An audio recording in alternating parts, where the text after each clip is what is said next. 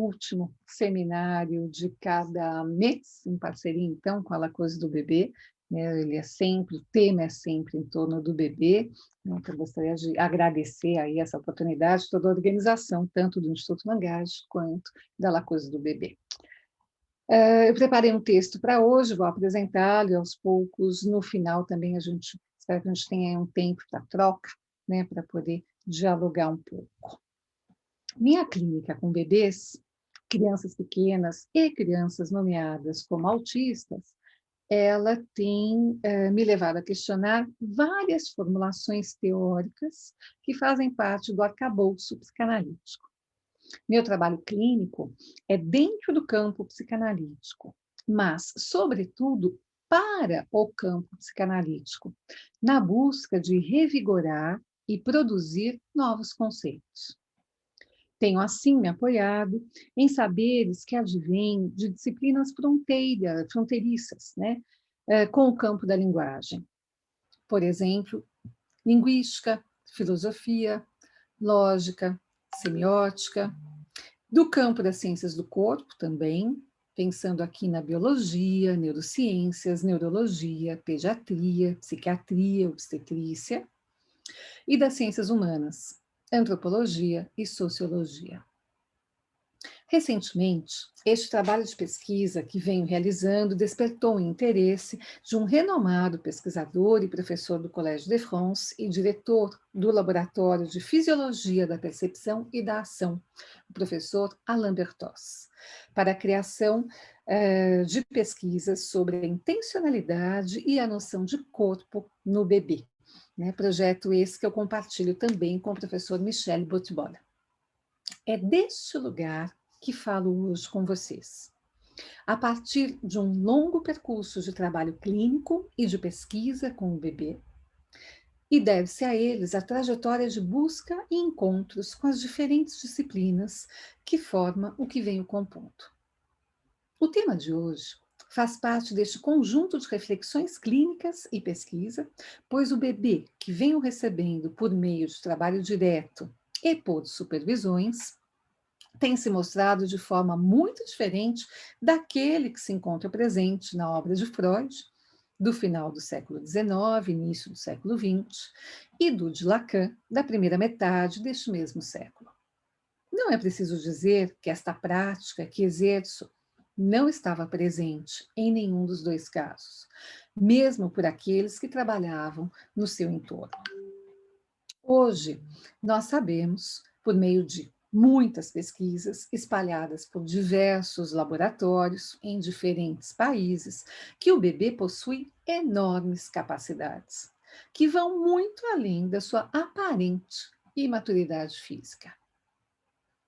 Ele, o bebê, para ficarmos somente no período após o nascimento, nos mostra que nossa forma de concebê-lo como incapaz limitava a nossa capacidade de compreendê-lo. O saber em que era suposto sobre ele impedia a identificação de seus saberes. Nomeávamos ele de infans e não podíamos, assim, escutar a sua fala, presente nos seus gestos, no seu olhar, no seu tônus e nas suas vocalizações. Tomávamos todas essas expressões como sendo reflexas, ou como alucinações, entre aspas, maternas necessárias, e não escutávamos que ele as produzia intencionalmente, buscando interagir e provocar o outro que dele se aproximava. Achávamos que ele era incapaz de ver e, por isso, não podíamos vê-lo olhar para o outro como forma de querer ou não o que lhe era apresentado, e que ele também sabe quando está sendo olhado ou não.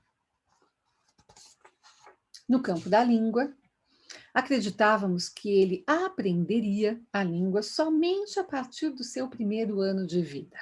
E não éramos capazes de ouvir o que ele podia desde o seu nascimento, fazia discriminações precisas entre várias línguas e que ele, neste processo, criava um sistema de análise da língua que lhe era dirigida e captada no entorno para prever regularidades e qualidades fonéticas e fonológicas que o permitirão, posteriormente, construir combinatórias surpreendentes dentro do jogo linguístico.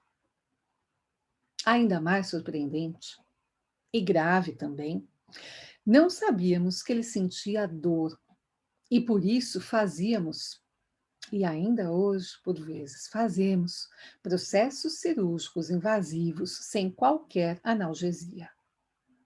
O bebê passivo e inerte, encapsulado na sua imaturidade física e mental, se vê hoje transformado em um bebê ativo, capaz de interpretar o mundo de forma multimodal e construir respostas complexas no jogo comunicacional de linguagem.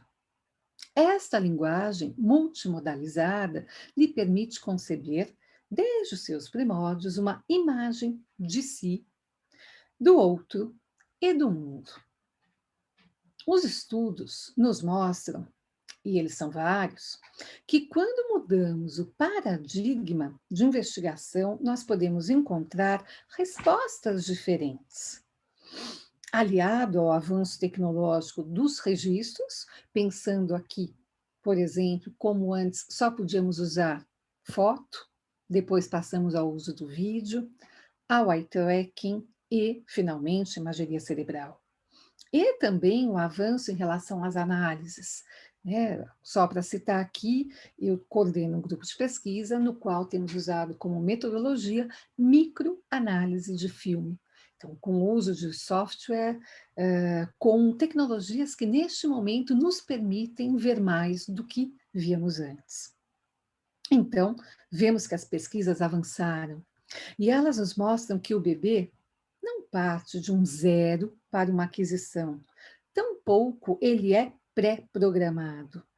O orgânico não determina o que ele fará com o que ele recebe do mundo externo e interno, mas ele é a condição para que ele interprete o que ele encontra. Suas interpretações do mundo não possuem a mesma qualidade de um sujeito adulto. Aliás, nossas interpretações são sempre diferentes uns dos outros e de nós mesmos após uma simples informação. Mas isso não significa que elas não existam. A forma como este bebê vai, aos poucos, construindo análises do mundo em que está inserido, ele vai tornando mais complexas as suas interpretações e suas respostas às convocações que lhe são dirigidas. Não se trata também de uma visão desenvolvimentista, do menor para o maior, mas de uma forma para outra forma, onde esta segunda contém a primeira. Em muitas habilidades, o bebê, com o tempo, vai aos poucos se especializando e perdendo capacidades discriminatórias importantes, ao ponto de Jacobson dizer que perdemos mais do que ganhamos no nosso processo de crescimento.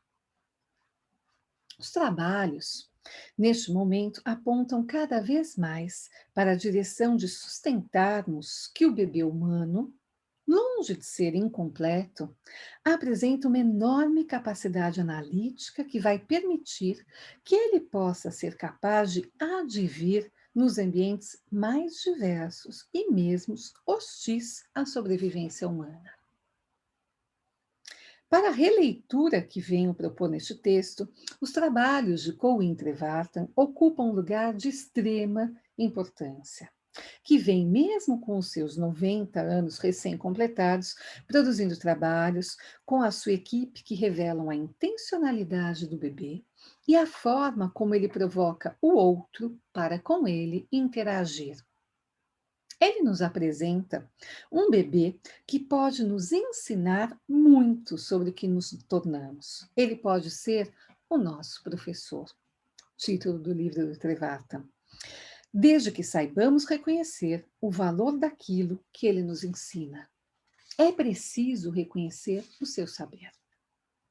Um bebê provocador e pleno de intencionalidade, apesar da sua aparente incapacidade motora, que se apresenta de forma limitada, aparentemente limitada e restrita, em função da força da gravidade que precisa superar e da sua musculatura que precisa se fortalecer para poder executar ações que já executava anteriormente no meio aquoso.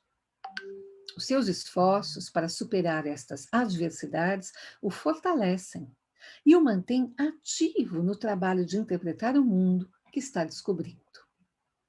Partindo dessa concepção, podemos reconhecer, com o auxílio de diversas pesquisas sobre as capacidades dos bebês para sustentar o que os, para sustentar que o seu saber manipula, ou poderíamos dizer rege, como nos mostra Golse no seu livro Bebês e Maestros. Ele rege o mundo externo e interno. Estes trabalhos, desenvolvidos por diversos pesquisadores em vários laboratórios, começam a se proliferar desde a década de 70. E com o suporte das novas tecnologias, eles avançam sobre o que era desconhecido, revelando possibilidades que antes não eram sequer supostas. Vamos a alguns trabalhos. Um trabalho recente, de 2021, feito por um grupo de pesquisadores, coordenado por Bretas, investigaram o reconhecimento de si mesmo por evidência de imageria cerebral. Eles concluíram que a visão é um dos aspectos importantes do córtex somatosensorial, com evidências eletrofisiológicas do reconhecimento de si mesmo no nível neuronal, apesar de não ser uma habilidade inata. Mostram também que esse córtex está envolvido na distinção do eu e o outro, sendo ele a condição necessária para a construção do reconhecimento do próprio corpo. Então, eu gostaria de destacar aqui que o que esse trabalho mostra é que a visão é um dos aspectos, não é o único. Keenan e colaboradores, também em 2021, nos mostra que o uso da imageria cerebral no estudo do reconhecimento de si começou a ser realizado desde 1990. Streri, nos seus trabalhos sobre a consciência de si, apresenta que o recém-nascido não vive no mundo fusional do qual ele precisaria se extrair. Desde o útero, a criança, através dos sistemas sinestésicos e proprioceptivos, tem a capacidade de estabelecer um esquema corporal. A noção de consciência de si pode se desenvolver a partir dessa capacidade. O bebê, outrora considerado como um objeto, concebe uma representação de si, reveladora de uma consciência corporal que tem como base a sua propriocepção. Sujuri e colaboradores realizaram um trabalho com o uso de neuroimagem também e apresentaram resultados que mostram que o reconhecimento de si está atrelado a uma noção multicomponencial, envolvendo um complexo sistema somatosensorial, proprioceptivo, sinestésico e sensorial. Baric, em 96, fez a primeira pesquisa com estímulo dado por vídeo, com bebês de 2, 3, 5 e 8 meses de idade. Essa é uma grande mudança, ao invés de usar, do ponto de vista metodológico, no lugar de usar o espelho para ver como a criança se reconheceria, tem sido usado, então, imagens de vídeo. Você apresenta para o bebê na tela o vídeo dele mesmo e o vídeo de um outro bebê. Os resultados mostram que os bebês de 3 meses de idade têm uma preferência pela própria face. Isso sugere, então, que a criança já tem uma familiaridade com a sua aparência. Baia Guelé, uma amiga pesquisadora, junto com a Streri, realizou um trabalho publicado em 2020, no qual, investigando a cognição social, elas mostram que os recém-nascidos são capazes de reconhecer o olhar dirigido a eles e os não dirigido a eles.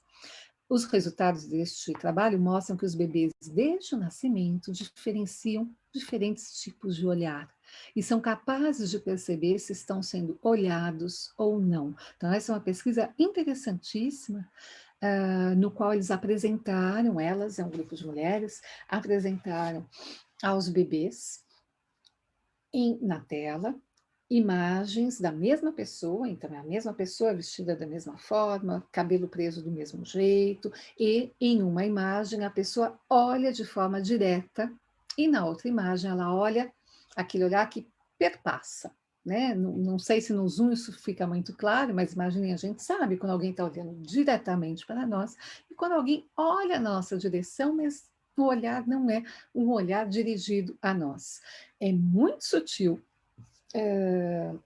E elas mostraram, então, essas imagens para bebês com 2 dias de vida.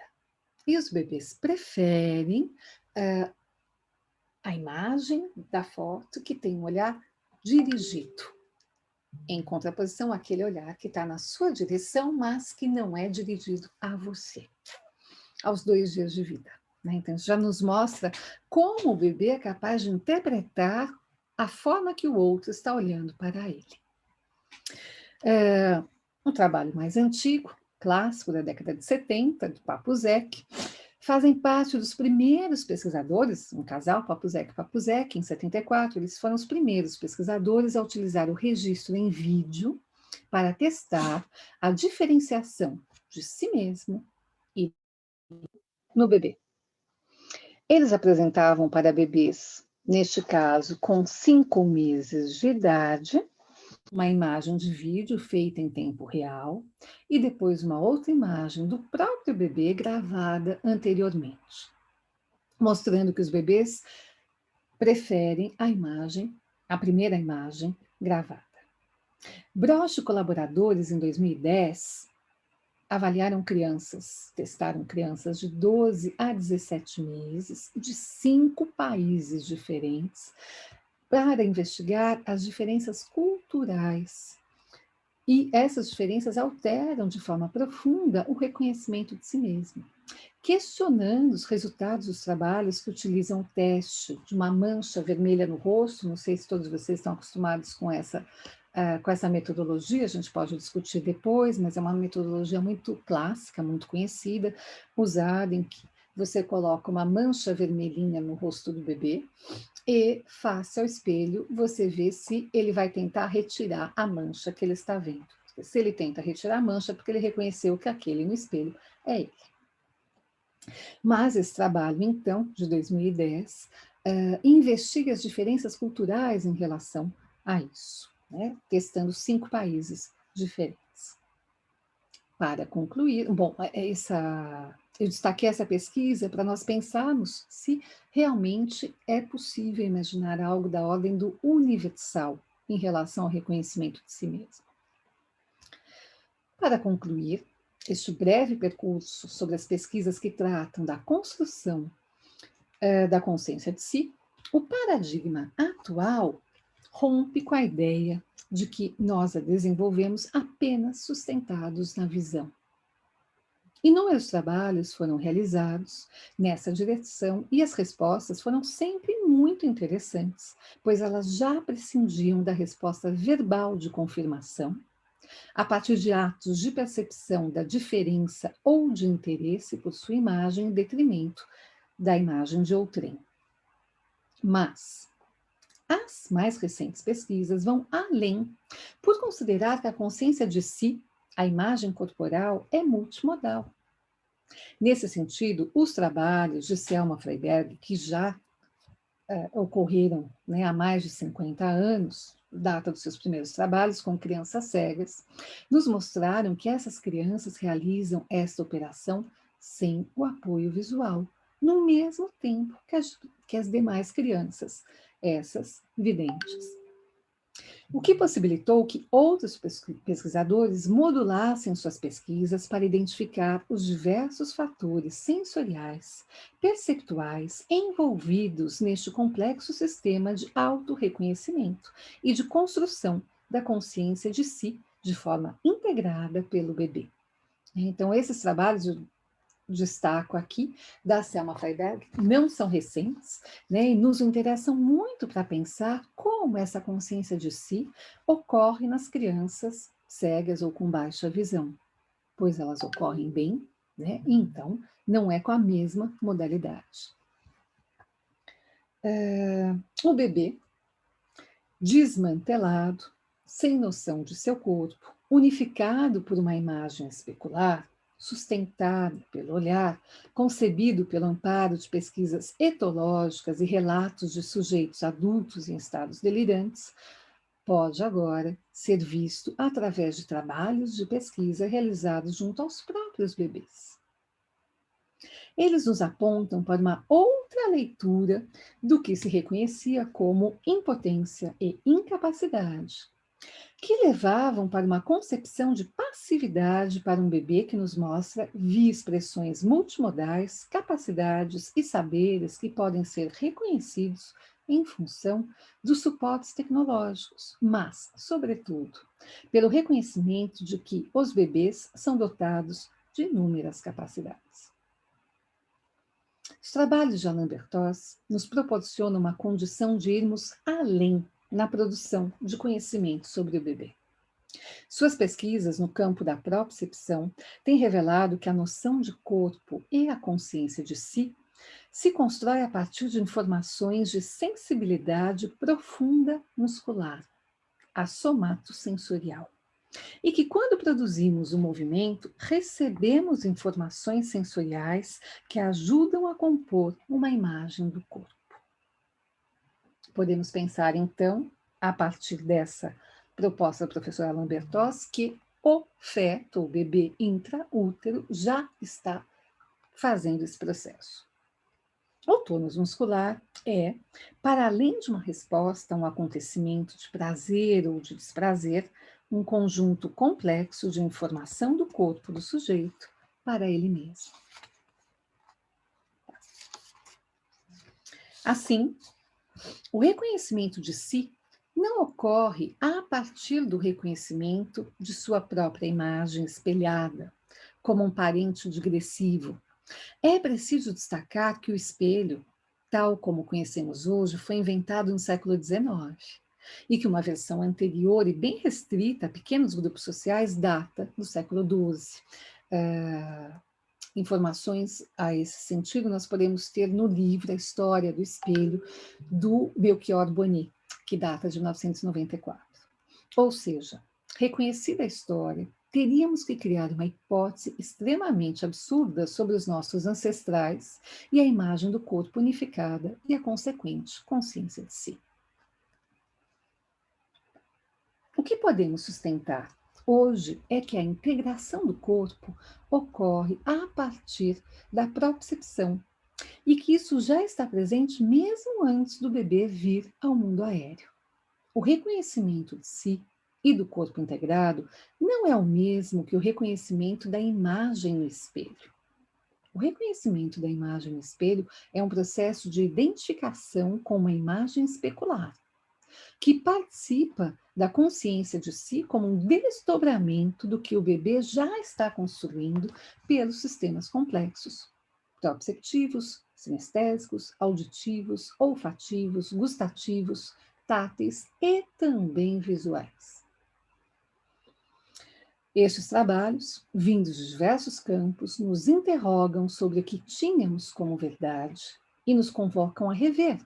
Do francês, rever, ou seja, também permite ser sonhar, nossas certezas, para podermos olhar para o bebê como um sujeito dotado de capacidades, intenções e saberes sobre si que o permitem interpretar o mundo e nos convocar a ter com ele uma relação que possibilite a ele construir para si o que será necessário para dar provas ao outro, via fala articulada na língua, daquilo que ele já ou é, um sujeito. Muito obrigada.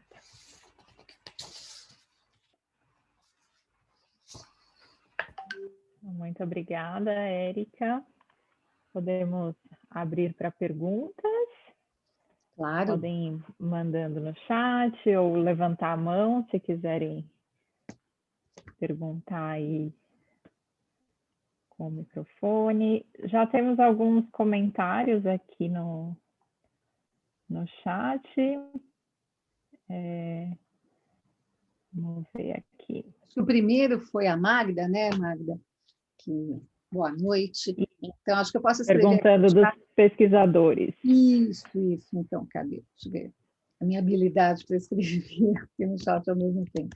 Então, eu falei muito, estou muito envolvida aí, muito feliz com a possibilidade de discutir esse projeto com o professor Alain Bertós. Então, o professor Alain Bertós foi professor do Colégio de Filosofia, está aposentado, é um dos grandes nomes que a gente tem aí, em termos de pesquisa. Ele não se dedicou muito a pesquisar em torno dos bebês. A pesquisa dele em relação à percepção, aos movimentos, foi em outras faixas etárias, e aí o interesse dele, neste momento, de a gente poder dialogar, quem nos apresentou foi o professor Michel Boutbol, e eu estou muito satisfeita, né, em poder trocar informações, colaborar e poder discutir metodologicamente, inclusive, além de teoricamente, essa questão da percepção do próprio corpo, da consciência de si, e o quanto o aspecto visual colabora, mas não é o único a estar envolvido nesse processo. Então, Alain Bertós. Me ajuda, Júlia, na escrita. Aqui temos uma pergunta também da Maquinê. Que ótimo, Maquinê. Sobre a questão do infans, né?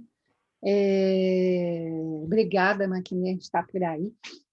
Eu acho que isso, para mim, é muito importante, né? A gente encontra isso em alguns textos, né? E a palavra infans, né? Ela vem do latim, que é justamente aquele que não fala, né? Então, eu considerando que o bebê não usa ainda a língua, mas ele fala conosco o tempo todo, né? Então eu não me refiro ao bebê como um infans, né? Porque seria admitir que ele não está ali falando conosco, né? Então foi isso que a Maquinê destacou ali, porque infans realmente é aquele que não fala, né? Então eu prefiro não usar esse termo quando eu me refiro ao bebê, porque para mim ele está falando conosco.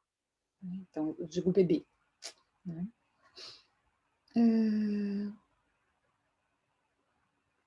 Aí você sabe, cadê a Júlia? Desculpa, Érica, eu caí e voltei. Você já voltou, Júlia, está tudo ok. A Raquel pergunta o nome do livro da pesquisa. Agora, eu falei de tantas pesquisas, Raquel, que eu não sei de qual você está falando. De qualquer forma, este meu texto já aproveito aí para comentar com vocês que eu estou organizando um livro sobre pesquisa e clínica com bebês, falando muito de clínica, que deve sair em breve. Então, este meu texto vai compor um capítulo do livro, daí tem todas as referências, mas porque eu não citei livros, na verdade, são pesquisas científicas, né, publicadas em revistas internacionais, então as referências são acessíveis, mas vão estar lá no capítulo do livro. Maquinê também pede para comentar, Érica, sobre esse contínuo considerado entre a vida uterina e a vida pós-natal. Ótimo também. Agradeço, Maquinê, porque eu acho que é essa forma que a gente tem pensado hoje, né, de pensar que o bebê dentro da barriga, né, chamado feto, aí esse bebê intraútero, né, ele já está ali mostrando para a gente. Acabei de publicar um artigo com um grupo de trabalho aqui com o professor David Cohen em março de 2021, acabou de sair o artigo em que nós trabalhamos justamente com mães gestantes no terceiro trimestre de gestação e a reação do bebê, por exemplo, à voz da mãe. Então, se esses bebês intraúteros já nos mostram muitas competências, né? a partir do momento em que ele nasce fora do útero, nós vemos que, por vezes, eles parecem até menos hábeis do que dentro, e nós entendemos que isso ocorre muito pelo entorno, né? Você sai de um meio aquoso e vai para o meio aéreo, um meio aquoso que tem uma força da gravidade que atua de outra forma, diferente do meio aéreo, então isso faz com que o controle que o bebê tem dentro do útero e fora do útero, o controle que ele tem sobre o seu próprio corpo não é o mesmo. Mas isso não quer dizer que ele não tenha mais este controle.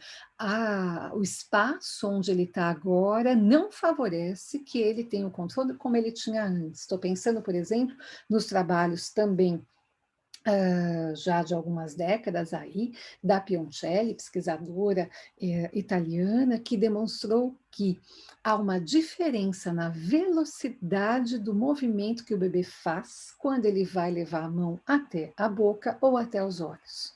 Se há uma intraútero, tá? Se há uma diferença na velocidade do movimento, é porque ele está controlando esse movimento.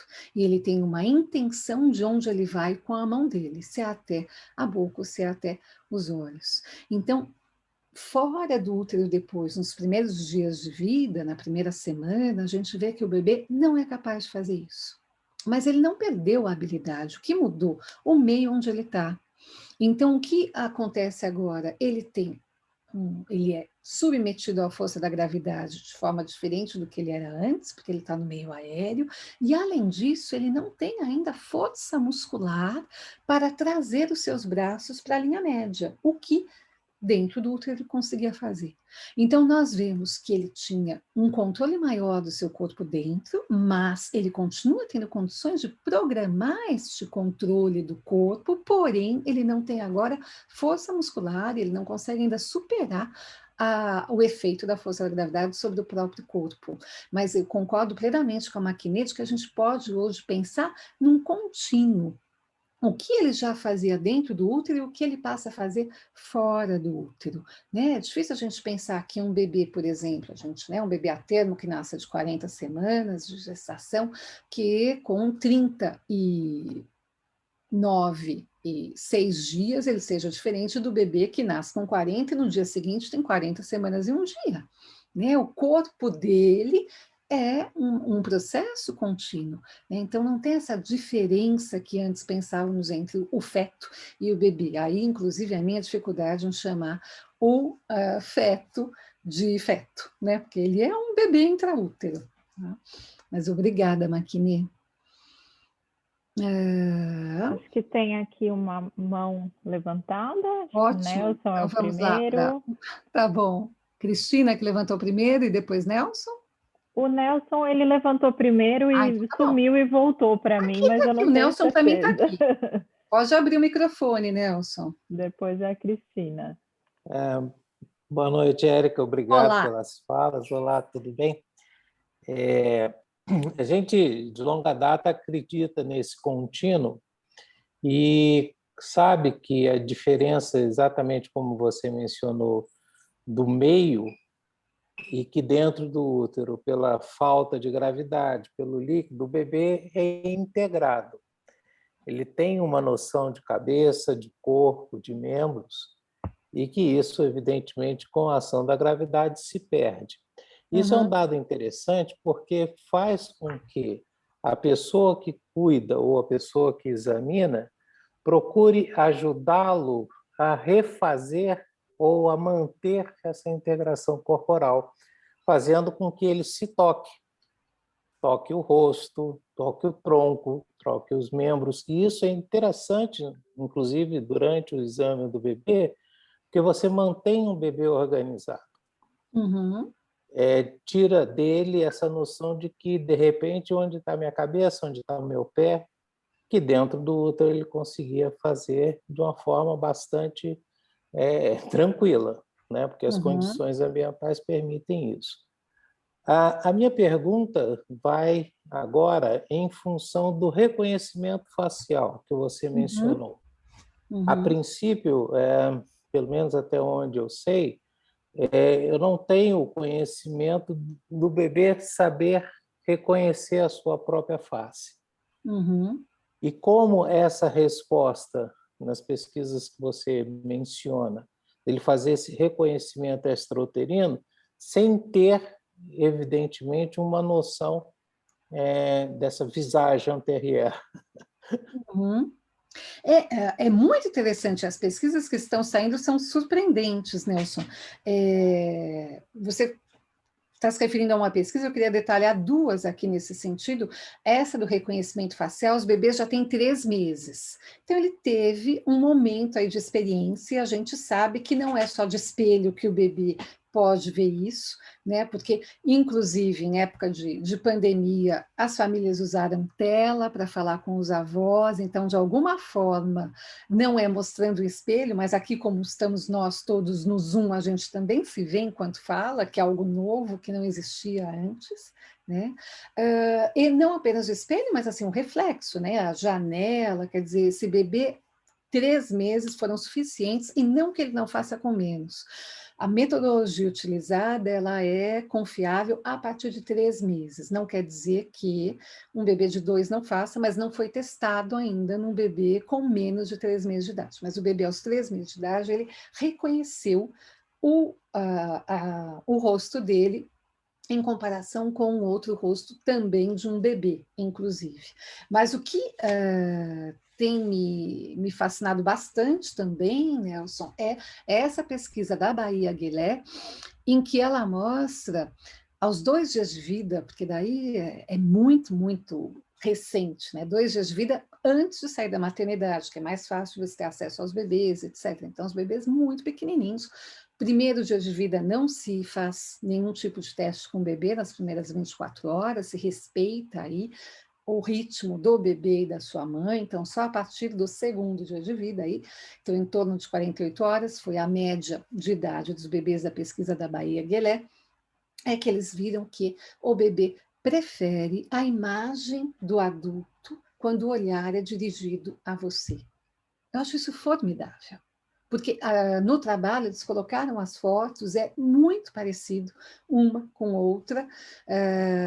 Eu não preparei a foto, Ludmila, que outro dia estava com a foto para mim, não lembro, era André, alguém tem, se tiverem, ou da próxima vez eu preparo a foto para mostrar, porque é muito parecido, é a foto de um adulto olhando diretamente e olhando assim, como eu estou fazendo aqui, passando por cima da câmera. Nem sei se eu não estou exagerando mais do que a foto que eles mostraram para os bebês. E os bebês preferem quando o olhar é exatamente dirigido a eles, aos 2 dias de vida. Né? Imaginando que também no intraútero não foi a visão, o sentido que foi mais utilizado. Mas como em 48 horas eles já têm condições de fazer isso. Opa, a Júlia Montenegro achou, você que tinha, perfeito, obrigada, Júlia. Então, é isso aqui que o bebê diferenciou. Então, nós temos, cada vez era mostrado para o bebê as 2 imagens da mesma pessoa. Então, nós temos a de baixo com o olhar dirigido e a de cima com, desculpa, a de cima com o olhar dirigido e a de baixo com o olhar que perpassa a esquerda com o cabelo preso. A direita com o cabelo solto é mais evidente. Você tem uma que está olhando direto e outra que está olhando acima. Obrigada, Júlia. Então, os bebês de 48 horas preferem essa que tem olhar direto. Obrigada, Nelson. Aí, quem levantou a mão, Júlia? Cristina e Péssia? Cristina e depois a Eu vi Péssia. Vera Zimmermann na minha tela também. Que bom te ver aqui, Vera. Vamos lá, Cristina, se puder abrir o microfone. Boa noite. Boa noite.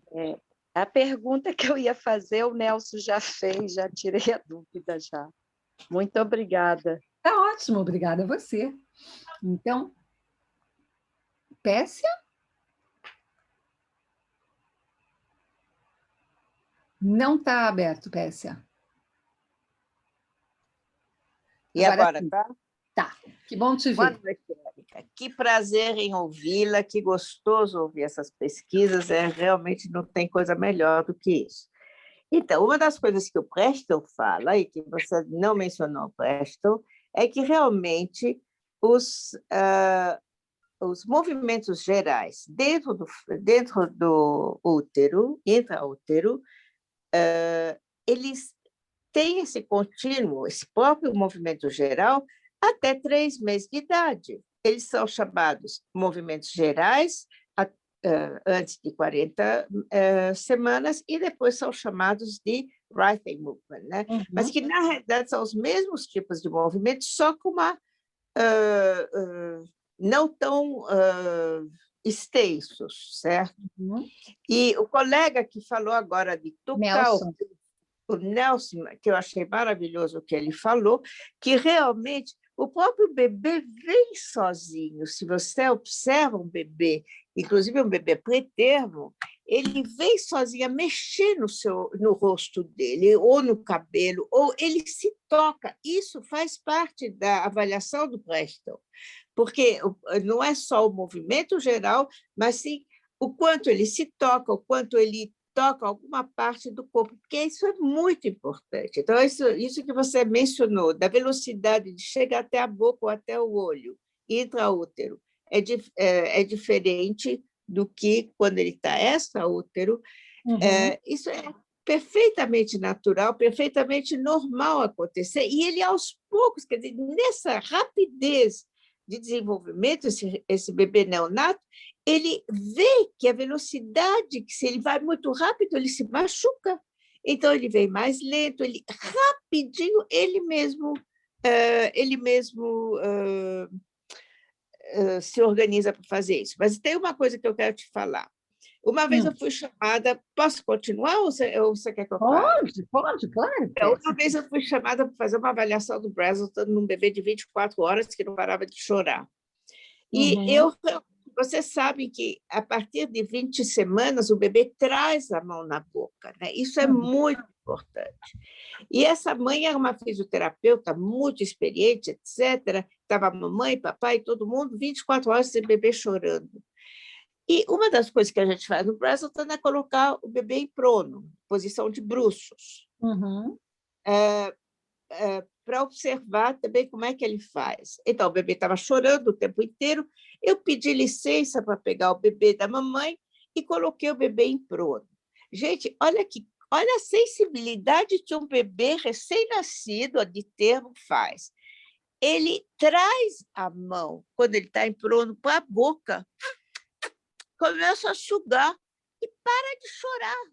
Ele se acalmou sozinho, ele se autorregulou, porque era isso que ele fazia intraútero. E não adiantava essa mamãe maravilhosa pôr a mão na boca dele ou pôr chupeta na boca. Não era isso. Ele tinha que trazer a mão dele à boca para ele poder se organizar. Não é lindíssimo isso? E se a gente realmente respeitar o bebê e dar oportunidade para o bebê fazer aquilo que ele pode experimentar fazer, a gente vê como o bebê se autoacalma, autorregula. Isso é absolutamente importante. Por isso que cada bebê é um bebê. Muito obrigada, Pécia. Também adoro te escutar, né? E acho que eu não citei aqui o Preston, porque, na verdade, não era o meu tema, né? Eu estou trabalhando com essa noção da consciência de si mesmo, para pensar para além da questão visual, como eu também não citei hoje Marie-Claire Busnelli, que você sabe que eu sou apaixonada, né? E que trabalha muito com a questão da sensorialidade auditiva intraútero, mas por uma questão aí de tempo, de coerência, para manter a minha linha, para eu chegar, né, onde eu quero, nessa consciência de si, não apenas a partir da questão do reconhecimento da sua imagem. Eu acho que a propriocepção nos dá outras informações, foi o que eu tentei mostrar, né, como outras informações vêm colaborar, né, para a gente não ficar restrito ao aspecto visual. Por isso, então, que eu não citei o Preston, mas você sabe que eu também admiro muito, né? E eu acho muito interessante esse exemplo que você traz para a gente pensar que, mesmo neste período da vida em que é possível observar os movimentos gerais, já há intencionalidade do bebê. Esse seu exemplo é perfeito para dizer, bom, ele tinha uma intenção de se organizar da forma como ele fazia antes, para voltar para a questão do contínuo. Muito obrigada por estar aqui, Pécia. Temos mais questões aqui no chat. Juliane falou, a Érica comentou em algum outro momento sobre um trabalho que ela estava escrevendo em relação à linguagem e ao autismo. Gostaria de saber se já foi publicado. Ótimo, obrigada, Juliane. Então, eu estou atrasada na finalização do meu livro, mas ele vai sair, inclusive, eu espero que ele seja lançado no Congresso de Julho. A gente vai aproveitar para falar para vocês, né, que é um congresso sendo organizado pelo Instituto Langage, em parceria com a Universidade Pierre Marie Curie, aqui no Hospital Pitié-Salpêtrière, em Paris, em julho, 7 a 10 de julho, e eu espero que o livro esteja pronto. E aquele capítulo que eu falei num seminário também, né, no ano passado, em que eu trouxe a questão do autismo, que é algo que eu trabalho, mas fazia algum tempo que eu não escrevia sobre, também vai fazer parte do livro. Então, está quase, Juliana. Temos aqui uma pergunta que não tem nome, mas como o desenvolvimento e a integração sensorial estão envolvidos no processo de introjeção e elaboração do mundo externo? Podemos dizer em capacidades cognitivas e linguísticas corporais.